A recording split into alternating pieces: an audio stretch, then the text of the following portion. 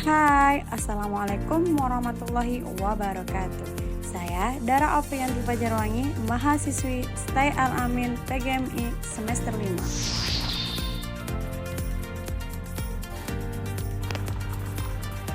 Di video kali ini, saya akan mengajak kalian untuk mengenal bahaya korupsi, contoh kasus nyata, dan bagaimana cara kita mencegahnya.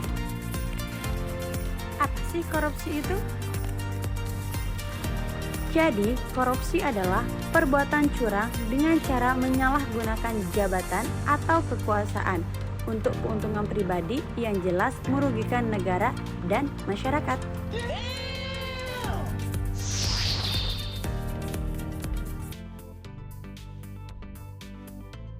Di Indonesia, korupsi diatur dalam Undang-Undang Nomor 31 Tahun 1999 dan Undang-Undang Nomor 20 Tahun 2001 tentang Pemberantasan Tindak Pidana Korupsi.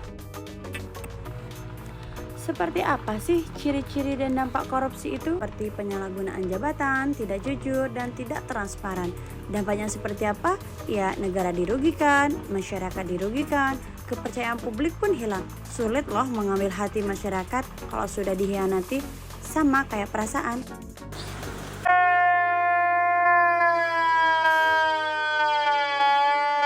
Oke, kembali ke topik. Kasus korupsi nyata.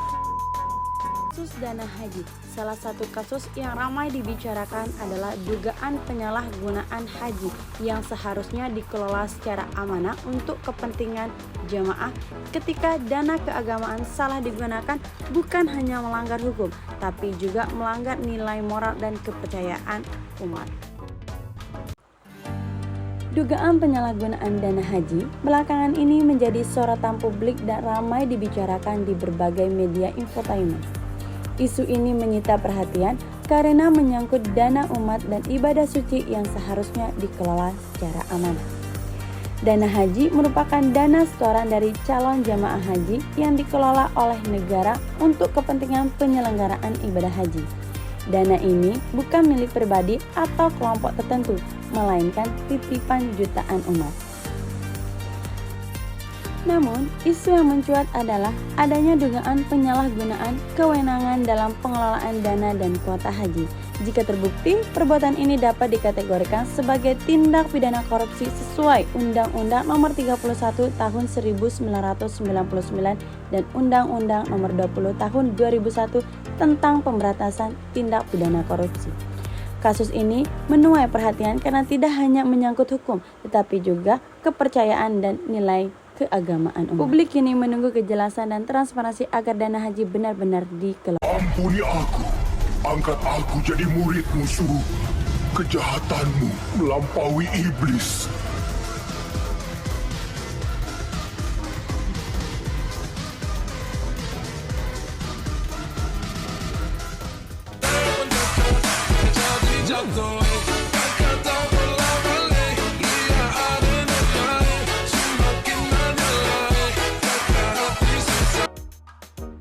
Oke, kembali ke topik.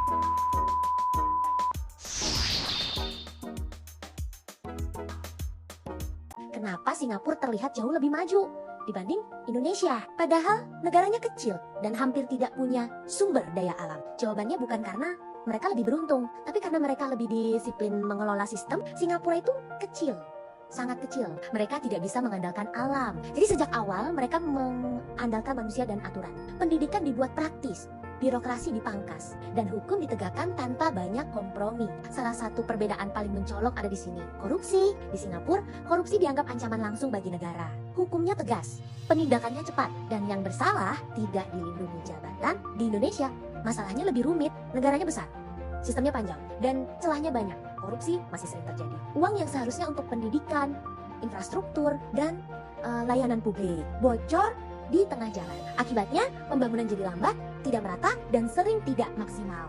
Ini bukan soal rakyatnya malas atau negaranya tidak mampu. Indonesia punya sumber daya besar dan manusia yang cerdas. Tantangannya ada pada pengelolaan. Negara besar butuh sistem yang kuat. Kalau sistemnya lemah, yang kuat justru oknum. Singapura maju bukan karena sempurna, tapi karena tegas menjaga aturan. Indonesia berkembang dengan tantangan jauh lebih kompleks. Ini bukan soal membandingkan siapa lebih hebat, tapi pelajaran bahwa kemajuan bukan cuma soal potensi, melainkan soal seberapa serius sebuah negara melawan kebocoran dari dalam. Perbandingan ini menunjukkan bahwa ketegasan hukum sangat berpengaruh dalam menekankan angka korupsi. Penerapan dan usulan program anti korupsi bisa dimulai dari hal-hal kecil seperti jujur, tidak mencontek, dan bertanggung jawab. Di kampus atau di sekolah, kita bisa membuat usulan kegiatan seperti pendidikan karakter anti korupsi, seminar kampanye anti korupsi, gerakan jujur di kampus atau di sekolah, pojok literasi anti korupsi. Jadi, korupsi bukan cuma masalah hukum, tapi juga masalah moral. Yuk, mulai dari diri kita sendiri untuk menolak korupsi. Terima kasih sudah menonton. Saya, Dara Afrianti Pajarwangi, pamit undur diri. Terima kasih.